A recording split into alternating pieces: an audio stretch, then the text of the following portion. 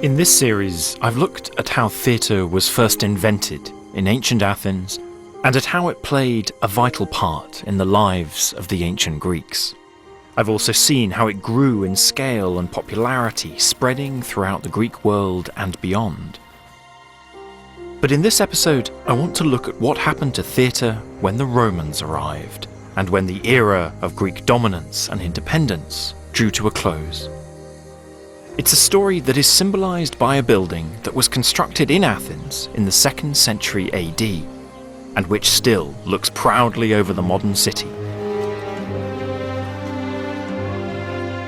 This magnificent theatre was paid for by one of Athens' richest citizens, an intellectual called Herodes Atticus, who had it carved out of the rock beneath the Acropolis at the heart of the very city where tragedy and comedy were born. Herodes Atticus built this theatre in memory of his recently deceased wife, Regilla.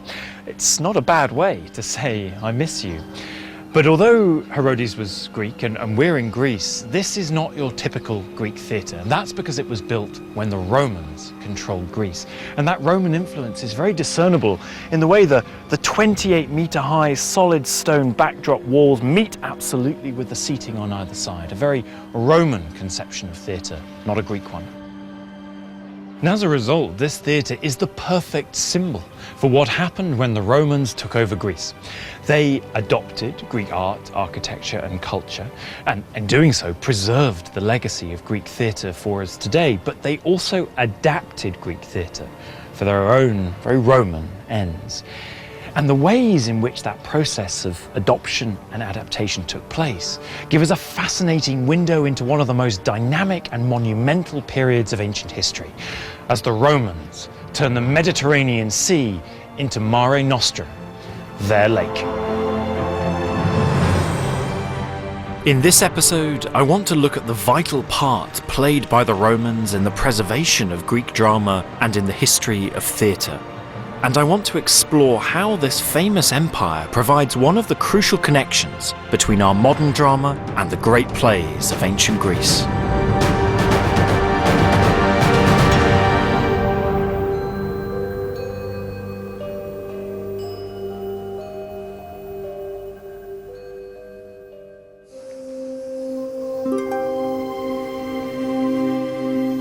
Drama, as we know it, was invented in Athens in the 6th century BC.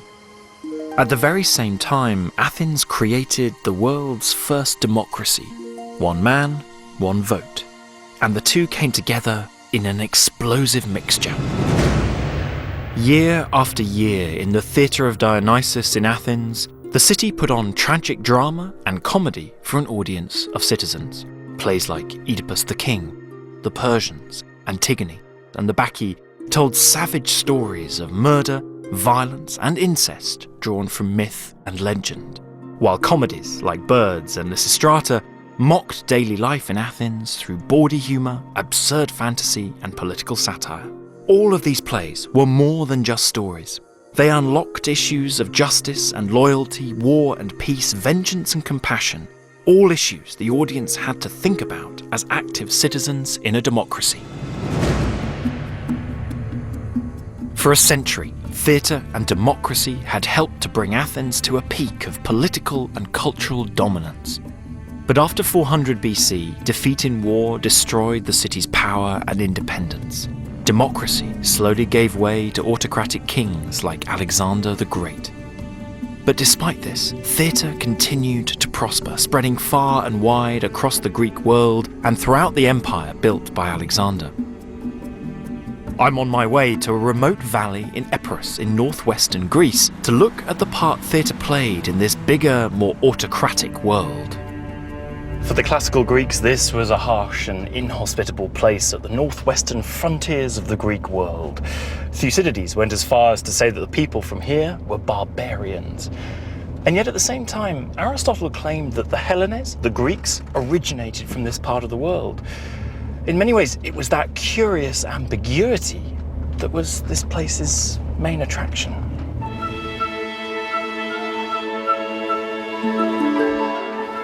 This is Dodona, at the heart of the Epirus region, In ancient times, it was the site of a famous oracle. Greeks came here from all over to get answers to their problems from Olympian Zeus, king of the gods. One popular story was that oracular responses were divined by listening to the rustling of the leaves on the sacred tree. Another that there was a series of bronze cauldrons around the tree that made sonorous noises. Now, this place was never as flash as other oracular sanctuaries like Delphi. That was until the early 3rd century BC, when everything changed. The turning point was the death of Alexander the Great. His enormous empire fragmented, and much of Greece came under the control of warlords, autocrats, and kings. Dodona was no exception, and it eventually came under the control of a man called Pyrrhus. These were more turbulent times, and you might expect theatre to suffer as a result, but the ruins here at Dodona tell a different story.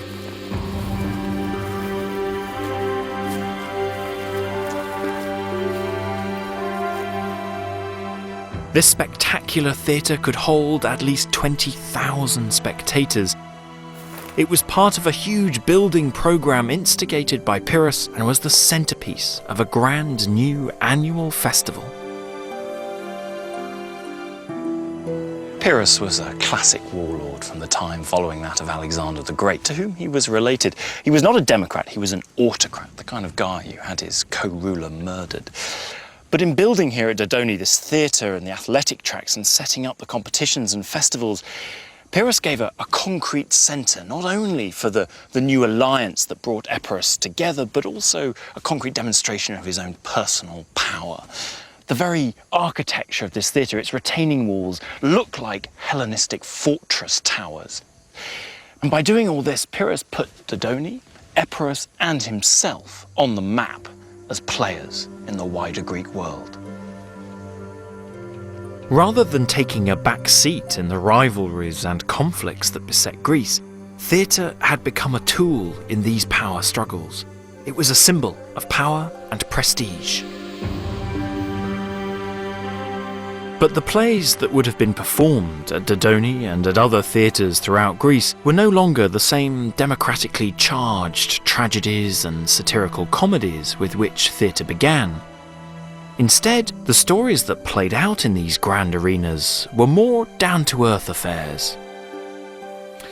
As Athens' power waned, its brightest star was the comedian Menander, whose universally acceptable and enjoyable situation comedy meant that he and his plays debunked Athens' decline and spread throughout the now much wider Greek world that went all the way into Asia, and whose epicenters were now not in central Greece, but in places like Alexandria in Egypt or Pergamon in Asia Minor. Indeed, what we have of Menander today has survived to us because it was written down on papyri in desert places like Egypt. Which is what makes it all so frustrating that today, despite his incredible popularity in the ancient world, we only have one complete surviving play of Menander. That is until recently, because now we have enough bits and pieces of a second to put its plot back together. It was called The Woman of Samos. The woman of the title is a prostitute called Chrysis. She has been invited to live with her lover, Demeas, and his son, Motion, in Athens. But while Demeas is away on business, Motion gets the girl next door pregnant. When the child is born, he gives it to Chrysis to nurse, hoping to keep it a secret until a marriage can be arranged. But when Demeas returns, a series of misunderstandings lead him to believe that his son and his courtesan have been having an affair. Comedy and carnage ensue, but eventually the play ends well with Motion's wedding and the reconciliation of Demeas and Chrysis. It's very much a domestic comedy and a comedy of manners playing on stock characters. You've got the courtesan who's actually very good-natured. You've got an angry old father and the misguided young man who's trying to get married, and the cook, the usual crowd. It's about a family, it's got a love story in it, of course. It's about a couple who are eventually going to get married one way or another. I think it transfers very well culturally. It's a comedy of errors, and these always work, no matter where you are. Plays like this pulled in audiences from Afghanistan to Marseille throughout the wider Greek world and what had once been Alexander's empire. And nowhere were they more popular than in the Greek colonies of Italy and Sicily. Rich, cultured and powerful, these Greek settlements were the opposite of a colonial backwater. They were the equals of any Greek cities anywhere. They were a byword for luxury and style, and they adored theatre. One of the most enthusiastic was here, the city of Syracuse in Sicily. Syracusan patrons had invited the great Athenian dramatists Aeschylus and Sophocles to perform their plays here, and Syracusan dramatists had written and produced plays back in Athens and even introduced their own native form of drama, mime, to the great city. The success of theatre here in Sicily demonstrates the pulling power of Greek culture in the ancient world. Greek drama, architecture, vase painting and sculpture were an intoxicating attraction. They were the height of sophistication. And in 282 BC, the wealth and culture of the Greeks in southern Italy and Sicily attracted the attention of a new power, Rome. It was at the Greek city of Taras, now Taranto, that the Romans first forced their way into the Greek landscape. The people of this city found themselves attacked from the sea by a Roman fleet. The Tarentines won this encounter, but we all know their luck wasn't going to last. Within little more than 250 years, Rome would be calling the Mediterranean Mare Nostrum, our sea. The Tarentines knew it too. When Rome attacked, they sent out a call for help to their fellow Greeks, a call that reached the ears of the warlord Pyrrhus across the Adriatic in Dodone. Dodone had long been connected to the Greek colonies of southern Italy, one of which was Taras, and so it was in a fantastic position to know that things in the west were changing. And so when Rome attacked Taras, it's no surprise that Taras came here to Epirus and to Pyrrhus to ask for help. Pyrrhus, just a few years before, had failed in his campaigns to expand his empire east. This was his opportunity to head west. Pyrrhus sailed for Italy to check the upstart Romans with an army of 25,000 soldiers and 20 elephants. But the Romans fought much harder than he had expected. Even his victories cost thousands of lives. "Another such victory," said Pyrrhus after one of them, "and we shall be lost." In fact, one of Pyrrhus's greatest legacies is the term Pyrrhic victory. A victory won at too great a cost to be worthwhile. In the end, the attempts of Pyrrhus and the Greeks to withstand the Romans failed. And when Pyrrhus returned to Greece to expand his domains elsewhere, he was killed in a street fight and his empire collapsed like a house of cards. When news of Pyrrhus's death reached Taras in 272, the death of a commander Hannibal thought second only to Alexander the Great, the city capitulated. And it was the beginning of the end. By the end of the century, most of the Greek cities of Italy and Sicily were under Roman control. And when the Romans took Taras, they didn't just take its buildings, they took its people. And that, according to one source, included a playwright. Theatre was about to enter the Roman bloodstream. And it did so as part of a wider Roman desire for all things Greek. When we think of the Romans, we think of the grandeur of empire and the glory of Rome, which are expressed here in the Forum, the teeming centre of ancient Roman public life. But when Rome first conquered Taras, it had not yet become the centre of a mighty empire. It was a city-state, a republic on the hunt for power and prestige. And one of the ways it could get it was by absorbing the cultural achievements of the conquered Greeks, including architecture, literature, and of course, drama. We've become so used today to seeing Rome as the eternal city, the imperial city, powerful, solid, undisputably in charge of all they survey.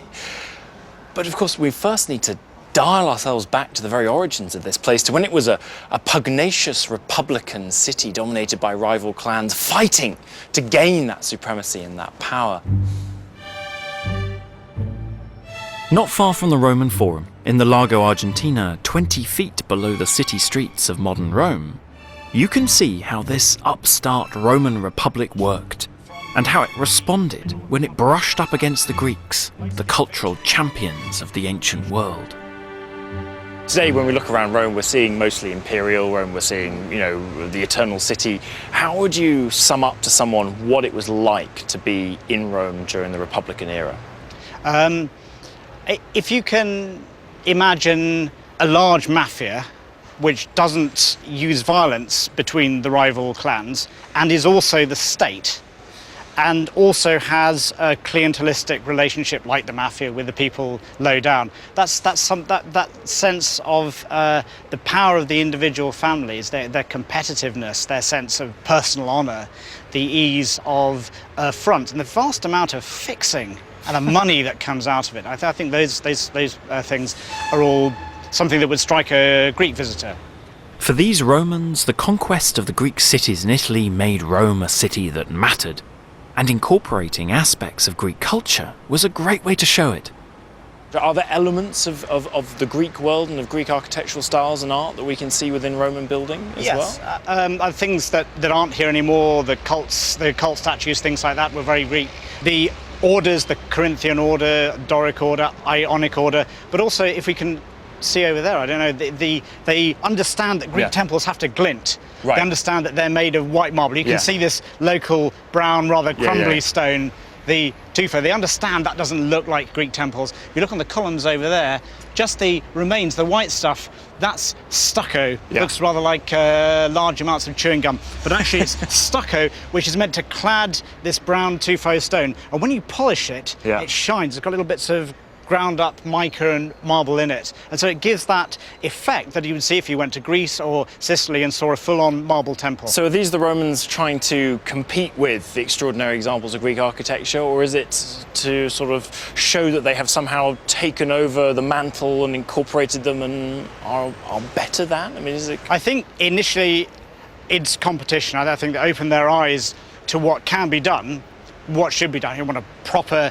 city with proper houses for the gods which properly commemorate your relationship with them. That's how you do it. As we pass later towards the end of the Republic, it becomes a discourse of dominance. So that's saying we've taken it, we've conquered it, we've earned it, and now we're doing it bigger and better. And one of the things that gets inserted into that mix in the mid-3rd century is theatre, is Greek theatre and Greek playwrights. What does theatre offer, and why is it taken up? I think it offers something sophisticated. So there's clearly an appreciation that there's a superior culture which manifests in this way, in the sense that this is how a community ought to behave. It ought to have these sorts of ways of expressing itself. Very important in the Roman context, as in the Greek context, that these are plays staged at religious opportunities. And like this temple, the plays are another acquisition of empire. Some types of poetry and drama did already exist in the Roman world, including forms of farce, mime, and religious performance.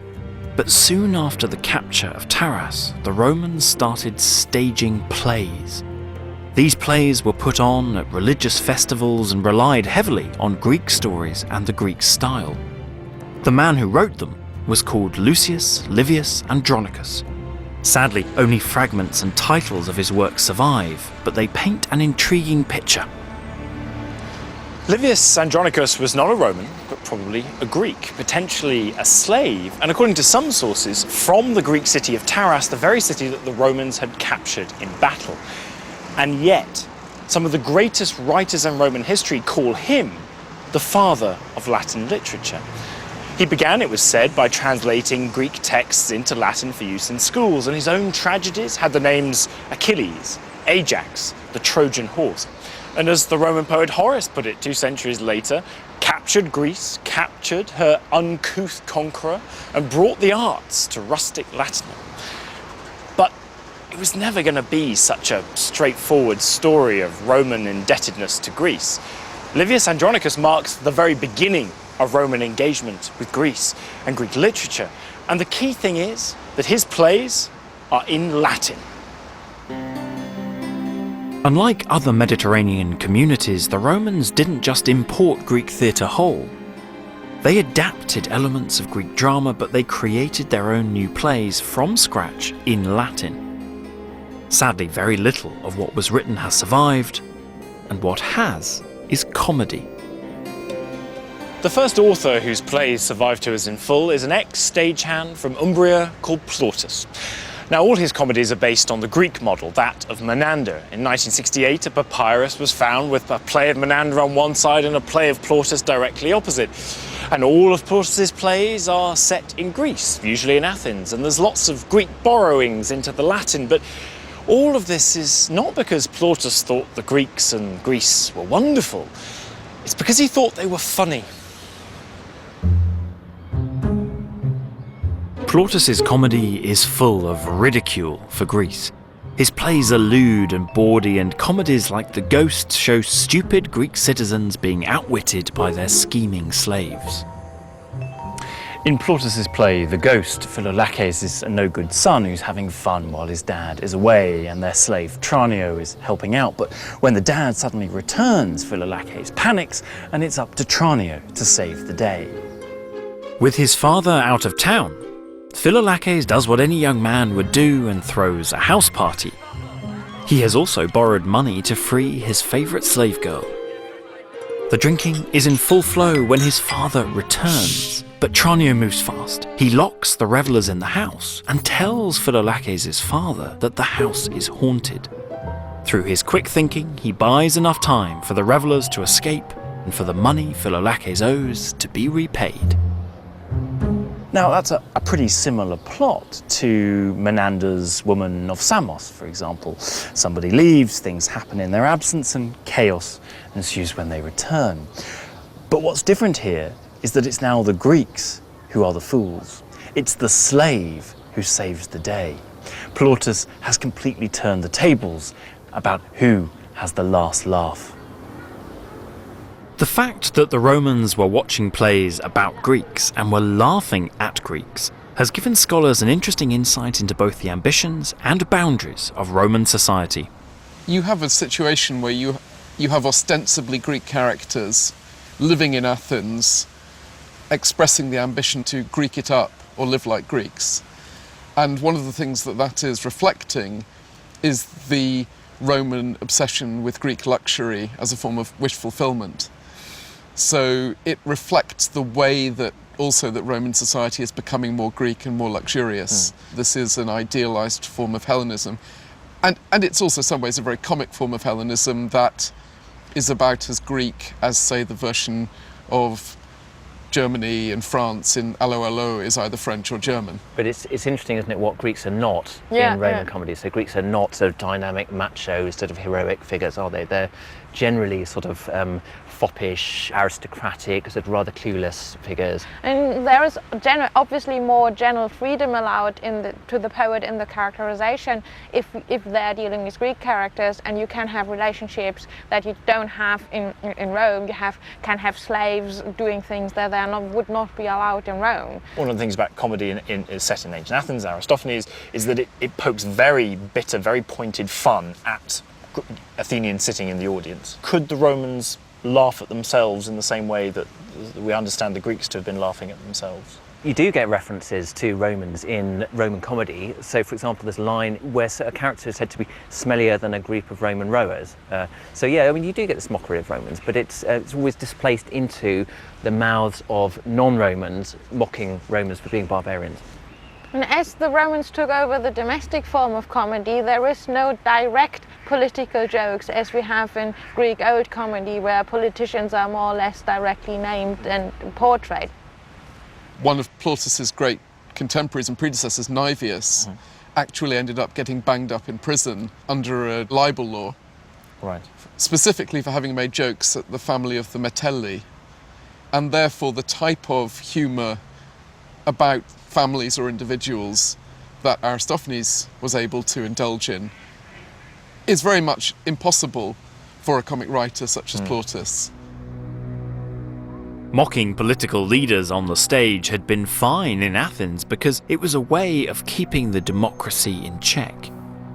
But Rome was ruled by powerful aristocrats, and mocking them would have been a difficult and dangerous game. For the authorities in Rome, controlling the story was paramount, and this helped to give birth to a new kind of drama, a drama that is reflected in the spectacular monuments to Roman history that still litter the city. One of the most famous structures of this kind comes from the time of the Roman Empire. It's called Trajan's Column. This is one of the most famous landmarks in Rome today, known because of the way it tells a visual historical narrative spiralling up the columns, that of Emperor Trajan's military campaigns. But this interest in telling stories' historical narrative goes right back to the roots of Roman culture. And in the 3rd century BC, the Romans actually created their own form of drama that mixed tragedy with reality, with historical narrative, telling the stories of some of their most famous adventurers.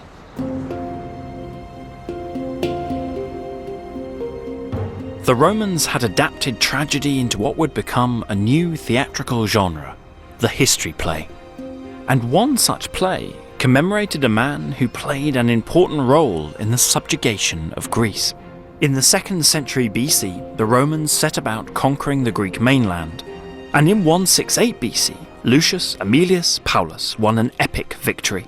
This spectacular 18th century painting shows him returning to Rome and showing off his Greek prisoners in a lavish triumph ceremony. But the commemorations didn't end there. As part of his victory triumph following the subjugation of the Greeks, Aemilius Paulus commissioned a historical narrative drama, and its title was Paulus, and it told the story of Paulus's triumphant campaign. He clearly agreed with the Roman maxim that virtue deserves praise. And was it any good? Well, the problem is, we've only got 4 lines surviving. One describes, we think, the march of the Romans to Olympus. Another is a snatch of prayer before a battle. The third is a line about spears flying. And the fourth quotes an unlucky Roman calling for help. And that's it. We can tell that the author Pacuvius's Latin is both elegant and educated, but if his other plays are any guide, it's likely that this one ended not with a question for the audience to consider or a moral dilemma for them to wrestle with, but with a sense of a world restored from disorder. A triumph. This kind of play was very different from Greek tragedy, but the development of this new drama is one of Roman theatre's greatest legacies.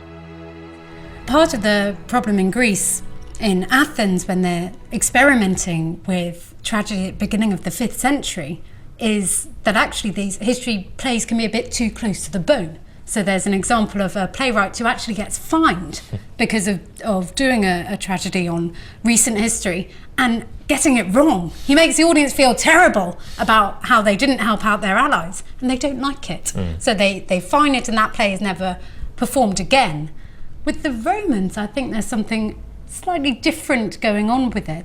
They really want to commemorate their victories, and actually by doing this culturally, this is part of conquest, that you're saying, look what we've done, we've got this is our genre, and we're celebrating our own victories through it. You have to think about the performances in the context of all the other performances that are going on. Triumphal processions, maybe gladiatorial spectacles, where you're literally bringing everything to Rome to show off about your conquest. And this is really an extension of that.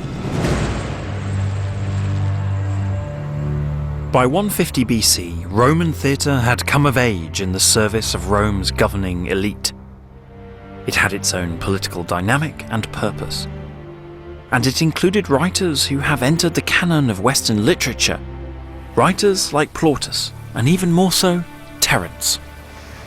Terence is a classic case. He was a foreigner, brought to Rome as a slave from Carthage, Rome's deadliest enemy, and yet went on to become a famous writer of Roman comedy that were performed on temporary stages all over the city. The most famous is right behind me here on the Palatine in front of the temple of Magna Mater. Now, Terence used Greek models for his comedies, but his Latin was so pure, so sophisticated that in later generations he became the textbook from which to learn the language. One person said he's good morals, good taste, good Latin, as Terence has. So this is no longer Roman comedy borrowing, begging, stealing Greek models. This is Roman comedy standing on its own 2 feet, confident in its own Romanness, its Romanitas. This Roman confidence was evident when Roman soldiers returned to Athens many years later, in 87 BC, to put down a revolt. The general leading the Roman forces was called Lucius Cornelius Sulla. He laid siege to Athens, and despite the city's impressive cultural reputation, he showed no mercy. He used wood from sacred groves, he plundered temples, and when Athens finally fell, the slaughter was said to be so great that the streets were flowing with blood. Sulla was not just the man who had captured Athens for Rome, he was also the epitome of a breed of Roman who was fully immersed in Greek culture, yet not overawed by it. When he captured Athens, he is said to have quoted one of Athens' own playwrights' lines right back at them. It was a line from Aristophanes' play The Frogs. "First learn to row before you can steer." And in that one line, Sulla had brilliantly taken 2 of Athens' most treasured accomplishments in all of history, the theatre and their supremacy at sea with the fleet, and combined them into one of history's perhaps most sarcastic put-downs. The Athenians were forced to eat their own humble pie. Ouch. The Romans had succeeded in making drama their own, but it didn't play the same role or have the same status that it had had in Greece. I want to find out more about the differences between these 2 societies, and I think that the different designs of their theatres could be a good place to start. The ancient Greek world was littered with monumental theatres, many of which survive to this day, evidence of Greek architectural skill and ambition. To harness and contain the emotional power of their plays, the Greeks had developed very special places for performance. Their theatres were open spaces, easy to get into and out of, and usually with views over the stage to the landscape beyond. They were part of the landscape and part of the community, both religious and political. This theatre at Epidaurus is probably the most perfect example to survive. Even today, visitors here respond. There's something I notice every time I come to this theatre, and that's whatever nationality, whatever language, whether you're a show-off or a recluse, everyone is drawn to the very centre of the stage. Now, partly I think that's to do with the visual sightlines of the theatre all meeting here and the perfect acoustics which make this such an extraordinary experience, but I think there's an honesty and a nakedness to the design of the Greek theatre and its stage that allows the audience to empathise more easily with the performers. And as a result, the very design of the Greek theatre builds on what all the religious rituals that happened beforehand were trying to do, to eliminate the gap between them in the audience and us on the stage, to create not 2 different entities, but one body. This same design was used all over the Greek world. But in Rome, theatres were very different indeed. To begin with, there was no permanent accepted venue. Terence and other writers had to perform their plays on temporary stages in places like the Forum or in a sanctuary or here in the Circus Maximus, more usually used for chariot races. Reconstructions by modern scholars following ancient depictions like that in the House of Livia in Rome reveal that these structures could be very lavish indeed. But I want to know what their temporary nature tells us about the role of theatre in Roman society. You can see temporariness as a form of popular control. The Senate pays for the dramatic festival every year. Somebody pays to have the stage put up. If it isn't there permanently, one of the threats is, well, if you do not behave yourselves, it won't be here next year. One other way in which you can measure the value of theatre or theatrical production in Rome is to think about the status of actors. In the Greek world, they're relatively high status, and we know that there's this guild of actors, the artists of Dionysus. In the Roman world, they're infames, they're the lowest of the low. That's kind of basically what being an infamus means. don't we also get these very strange arguments about the morally corrupting nature of sitting down at the theatre? What was the morally corrupt aspect of sitting down? Was that I think the Greeks conducted their assemblies while sitting down, and the Romans didn't, and so you were more virtuous and strong. The funny thing is that the Greek word for civil strife, stasis, seems to be associated with ideas of standing up, whereas the Roman word for civil strife, sedition, is actually connected with ideas of sitting down, and therefore sitting in the theatre might be a dubious and morally damaging activity. Roman theatres reflect the aristocratic nature of Roman society, and unlike Greek theatres, which encourage the audience to explore their emotions, they betray a sense of social unease. Eventually, permanent theatres were constructed in Rome, but these too were different from the Greek style. As the Roman Republic grew, it fell into the hands of rival politician warlords, men like Sulla, the subjugator of Athens, and Pompey, Julius Caesar, and Augustus. And the competition between these men helped to drive the construction of permanent theatres in Rome. In 55 BC, while Julius Caesar was raiding in Britain, his rival Pompey the Great dedicated the first purpose-built theatre in Rome. It still exists, but as a ghost in the Roman street plan. So Ed, where are we now? We are in the heart of medieval Rome, and the great thing about medieval street plans is they exploit pre-existing structures, and they fossilise the previous urban texture. And where we are right now, we're in the Theatre of Pompey. So the curvature of this entire street here is following the line of the Theatre of Pompey? Is following the internal line of the Theatre of Pompey. So if you imagine the edge of the orchestra, this is the curve of the orchestra. So this is the stage right here. You'll be looking in here at the stage. The good thing about the height of this building is it allows you to imagine really well the height of the stage. The enormous, highly sculpted, elaborate stage facade. And on this side, this is the beginning of the spectator seating? This is the curve of the seats, yes. So we would imagine pretty much from where we are, the seats running up and up and up. But again, look at the size of that thing, the scale, the elevation. It gives you an idea of what a monster this thing was. It's a cauldron of sound and noise, atmosphere. Pompey's monster marked a new epoch for theatre. This reconstruction, based on the work of the architect Luigi Canina, reveals its scale and ambition. It could hold up to 40,000 spectators, even more than Greek theatres like Epidaurus, and it was a very different kind of building. It was completely enclosed. Behind the 100-metre stage rose a lavishly decorated scene building 3 stories high, and the whole thing was part of a walled complex which included a park and a new building for the Senate. I mean, this was an unmistakable and unmissable marker on the city plan of Rome, wasn't it? It's the biggest thing that's been built in the city up to this point. Staking ownership and dominance over the entire place. Yeah, it's a fantastically daring piece of victory building.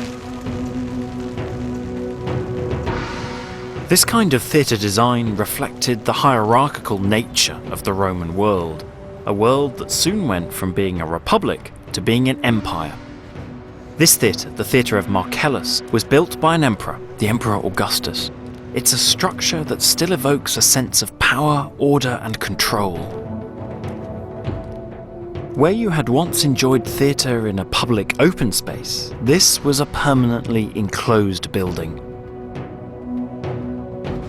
And unlike Greek theatres, where people arrived all together at this theatre, people entered through a large number of separate, narrow entrances, because Roman leaders had a fear of large crowds. After that, stairways took you into different levels of the theatre, which were assigned to people of different social classes, senators in the best seats and the plebs at the top. In the Greek world, theatre was an inherently open and socially risky process, but here in the Roman world, risk just isn't part of the calculation. This became the archetypal model for Roman theatre spreading out across the Mediterranean, and it didn't just keep people in order in their seats. The stuff that was being put on the stage was also increasingly anodyne as well.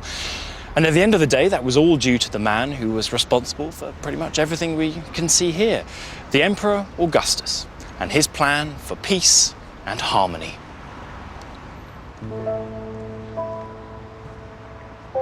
Augustus's reign as emperor marked the start of an unprecedented period of stability in Rome. And this ordered, harmonious climate would ultimately give birth to a new kind of drama. Long ago, the Greek poets had spoken of an age of gold, an age of peace and harmony. And now, after the long and vicious years of civil war that had torn the Roman world in two, Augustus promised a new age of peace. His poets sang of it, and most importantly, he celebrated it here in marble at the altar of peace. It's called the Ara Pacis Augusti, the altar of Augustan peace. It is perhaps the most spectacular example of Roman sculpture in the world, and it all has a political message. It's an altar on which sacrifices would be made to the goddess of peace. The garlands around it indicate the prosperity which will hopefully result. On the end walls, mythological scenes depict the new golden age which will come with Augustus's peace. And on the sides, we meet the people who have brought it all about, Augustus and his entourage, not forgetting the Roman people. The whole building mirrors the content of Roman plays, a combination of history and mythology with a heavy dose of propaganda. Peace had never much been worshipped in Rome before this, but now Augustus put it at the very heart of his message for Rome and for her empire. And the delicate subtlety of the carving on this building belies the brick-in-the-face message it contained. This was to be a world of peace, but also a world in which every element, every part of Rome's empire was united under the power of Rome. This was to be a place and a world unlike any that had been seen before. This united, pacified world gave birth to a new kind of play, one that could cross linguistic and cultural boundaries. It was called pantomime. But it was not pantomime as we know it. Augustan pantomimes were mythically fraught episodes communicated through mute dancing. All the action was handled by a solo dancer performing all the parts, changing masks as he went on. Hence the word panto, every mime a part. Alessandra Zanobi is both a scholar and a dancer. I think the closest maybe comparison we can make it's with Kathakali dance, which is this Indian dance drama. In a way, I think it's the thing which comes closest to ancient pantomime, even if the two traditions are so different, you know. But this combination of story, words, gestures, movement, it's something so special that not even opera maybe could be compared. The story, there is a story sometimes, but the story is really inferred just from the movements. So we're talking about the dancer would be mute, but there would be a storyteller alongside. Yeah. Is that right? Okay. Basically, the dancer was mute. He wore a mask, a beautiful mask with a closed mouth, and it would be backed by a choir or a singer, and who were singing the words of the story. And then a large orchestra usually used to accompany the dance. So you can imagine the impact must have been really powerful. It's quite a spectacle. Yeah, a big spectacle. So obviously, using gesture and dance, it makes pantomime a very universal medium. Yeah. To what extent really was it a universal medium, and to what extent was it so popular in Augustan Rome and beyond because it was a universal medium? Yes, I think that, yes, this is a very good point. I mean, it was so popular, and I think that Augustus, in a way, supported it because it could cross linguistic boundaries and ethnic boundaries as well, and so it embodied, in a way, Augustus' ideology of a world pacified and united under his reign. Pantomime was something that could be enjoyed by everyone, and as a result it was a fantastic symbol for the Augustan cultural program. Uniformity for all. it's also a sign of a shift away from serious drama towards mass entertainment. In ancient Rome, theatre had always had to compete directly with other entertainment spectacles like gladiatorial combats. The playwright Terence complained that on one occasion half the audience left when they heard that a rope dancer was performing next door. Now, in the age of empire, lavish public entertainments were used to augment the power and status of the emperors, and the desire for this kind of spectacle increased.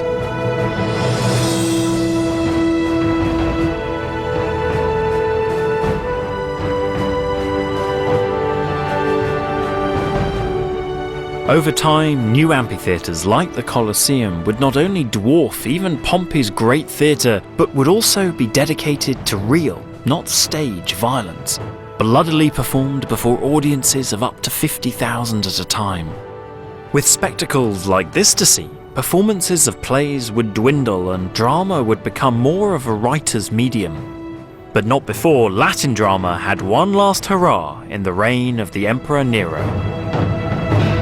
Nero today is not remembered for many good things, but from our perspective, he was not only a Hellenophile, a man who'd visited Greece, competed in the Olympic Games, he was also a lover of the arts. Cultural life during his reign was thought to be extremely important and flourished.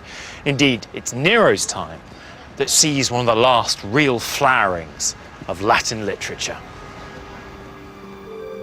These included a number of plays written by Nero's tutor, Seneca. Seneca wrote 9 tragedies which retold stories from Greek myth. Thyestes was one of Seneca's Greek-style tragedies, and comparing it to an original Greek tragedy gives us a fascinating insight into just how far drama had come, and into the differences between the two great cultures of Greece and Rome. The twin brothers, Atreus and Thyestes, are rivals for the throne of Mycenae. Thyestes has been banished after seducing Atreus' wife, and Atreus, thrown into a violent rage, concocts a cruel and bloody revenge. He lures Thyestes back to the kingdom with false promises of peace. Then he brutally sacrifices Thyestes' children. With his own hands, he cuts the body into parts, severs the broad shoulders at the trunk, heartlessly strips off the flesh and severs the bones. His terrible vengeance culminates with him feeding Thyestes his dead children for dinner. With Seneca, what you get is a lot more rhetoric. So you'll get longer speeches, and this is part of the argument that perhaps these were actually recited rather than performed. Some of these descriptions, particularly messenger speeches, where you're reporting something that took place off stage. Some of these are very graphic. So I'll read you a little bit, which is from the messenger speech in the play, and this is where Atreus is sacrificing his nephews. Torn from the still living breasts, the vitals quiver. The lungs still breathe, and the fluttering heart still beats. But he handles the organs and inquires the fates, and notes the markings of the still warm entrails. And to what extent do you think that sense of gore responded to the types of things that Romans would see about them on a fairly daily basis? I think you have had this cultural shift, and I think if we think about spectacles like gladiatorial shows and understand this as entertainment, then that really perhaps helps us to understand what's going on with these descriptions. The plain fact of the matter is that however influential Seneca's plays may have been, they were probably rarely performed. And that meant their influence was confined to the written page. They'd lost that sense of mass participation and political dynamism that accompanied theatre back at its very inception. And that raises a fundamental question. In this brave new world, what happened to drama and theatre back in its birthplace, in Greece, in Athens? Particularly now that power was held not in the hands of the many, but in the hands of one man. Back in Greece, theatre had remained part of public life, but there are signs that drama now faced competition from Roman spectacular entertainments. This is Argos, a classic middle-of-the-road ancient Greek city-state. But the impressive Greek theatre here was given some very Roman renovations. This place vies for the title of the biggest theatre in Greece. What we're seeing is not just the centre section. There would have actually been seats going all the way round to the sides, making this a space for 20,000 people. And it made it the kind of opportunity that the Romans were just never going to pass up on. And by God, they didn't. But the best thing they did is over here. The Romans didn't just use Greek theatres for drama, but also for gladiatorial combat. And that led to problems, because here in the first reserved row, where all the religious officials sat, gladiators kept falling over and dying on them. So the Romans came up with a solution. And here it is. These large potholes that run all the way along the front row were used for large wooden posts, along which could be strung nets. And these nets would keep out not only dying gladiators, but also the wild beasts that the Romans brought onto the stage. And if you've ever seen a bullfight, you'll know how necessary these nets are. Frankly, I think I'd prefer a seat a couple of rows back. Now, the man responsible for all of this was the Emperor Hadrian. And he came to Greece in the 120s and not only built an enormous aqueduct that was able to then bring water to this perpetually dry city, but as a result, he was able to build the massive baths behind me, and of course this theatre here as well. Now, Hadrian's family was Italian, but had been living in Spain for a long time, and yet he was a lover of all things Greek. He had a beard, he liked Greek philosophy, he had a Greek lover called Antinous, and it was here in this theatre that he established a cult in his honour.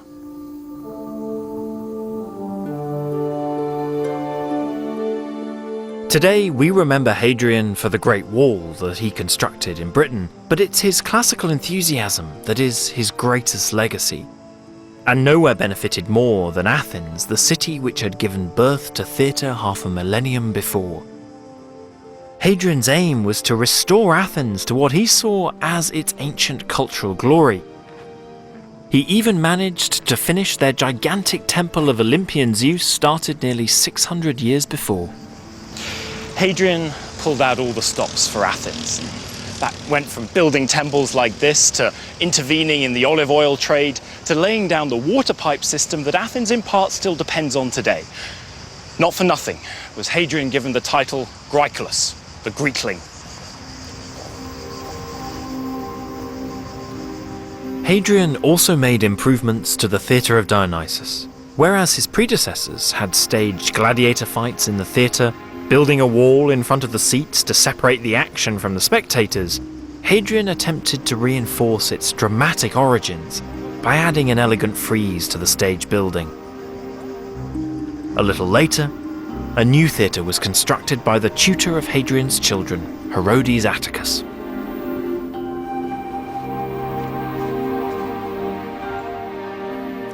Today, this theatre of Herodes Atticus is at the very epicentre of modern Greek drama in Athens. I last saw a performance of Shakespeare's Twelfth Night here in Greek. And plays put on this stage inherit a fascinating tradition that stretches back over 2,500 years. From the great tragedians, Aeschylus, Sophocles, Euripides, and the sparky comedy of Aristophanes and Menander, the plays still speak to the ongoing issues that occupy human society. And it would be nice to think that when this theatre was built, it ushered in a whole new era of new tragedies and new playwrights, a new golden age. But sadly, it was not to be. There was no new golden age of theatre, and perhaps that was inevitable. The riches showered on Athens were the direct product of Hadrian's patronage. When he died, it all began to dry up, and in the end his interest was fundamentally a literary one. A love of all those brilliant writers of the past golden age. So it's no surprise that Hadrian's most spectacular monument here now is not a temple or a theatre, but a library. This is the business end. This is where the books are kept. These alcoves once held wooden bookcases for the papyrus scrolls, not just of poetry, philosophy, or state archives, but also plays and comedies. And with this repository of knowledge, The Library of Hadrian here in Athens was set to rival the Great Library of Alexandria and become the intellectual focus for the Mediterranean. It was perhaps the most luxurious public building in Athens, with gilded ceilings, marble columns imported from Turkey, and elegant pools and gardens in the courtyard. Revered the great works of Greek literature may have been by the Romans, but that reverence came intertwined with a Roman treatment of Greece, a bit like a theme park. A place to go and play at being Greek and use those great works of literature for debate practice or just entertainment. And like with any theme park, there came a time when you went home and the Romans became fully Roman again.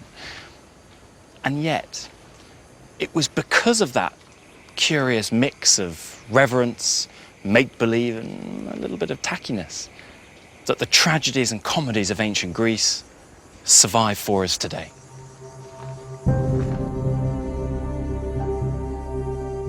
I'm returning to what has become my home from home, the British School at Athens. It's the nerve centre of British archaeology in Greece, and it was here I decided not just to study ancient Greece, but to make it into my career. And one of the reasons for my decision was my fascination with the plays to be found on its shelves. For more than 2 millennia, it's thanks to the innumerable anonymous hands writing on I don't know how many different types of paper in locations littered across the globe that we still have surviving in our hands today these plays, these extraordinary examples of human creativity. And yet, it's not until you take the words off the page and put them on the stage that you realise not only the incredible emotional impact and innovation that theatre represented in the ancient world, but also how crucial theatre was to the story of the Greek and Roman empires.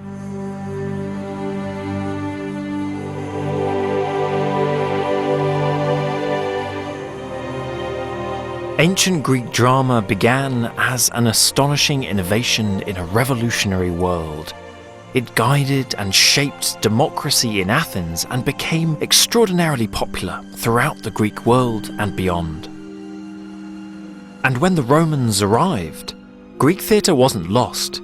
It was adopted and adapted for the new Roman world, but most importantly, it was preserved. The influence of Menander and of Roman playwrights like Plautus and Terence can be seen in the works of Shakespeare, Ben Jonson and Oscar Wilde, not to mention in modern dramas, romantic comedies and in sitcoms. But more than that, we still stage epic performances of the original plays themselves, a truly astonishing outcome when we consider that the oldest surviving ancient Greek drama is now 2,500 years old. These plays still speak to us today. They reveal the fundamental contradictions, emotions, and possibilities that are represented in human existence. And that, for me, means that they're going to be around with us for a long time to come.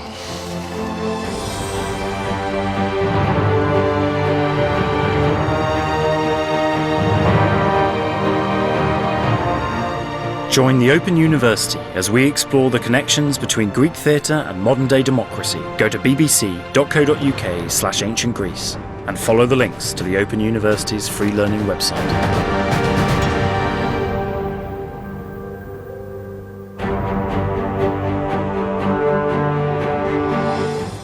Stay with us here on BBC4. We're exploring another 20th century battlefield with Dan and Peter Snow next.